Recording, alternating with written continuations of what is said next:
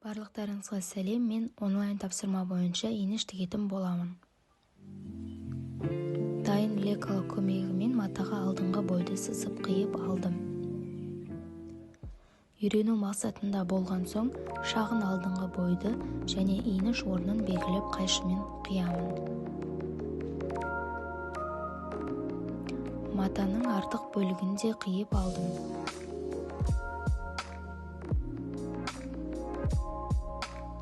Шілтерінің орналасатын бөлігін белгілеп, екіге қидым. Белгіленген иніштің бір бөлігіне шілтері таспаны тігіп алдым.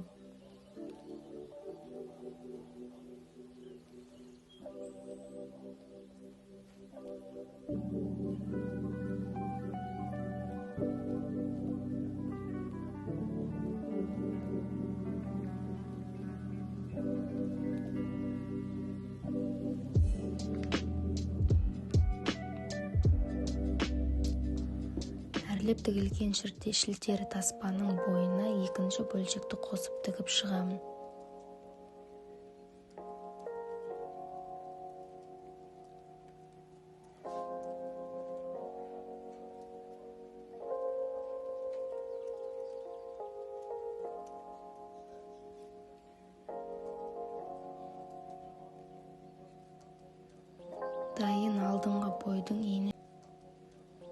Дайын алдыңғы бойдың иніш тігістерін бастыра ылғалды жылылықпен үтіктеп шығамын.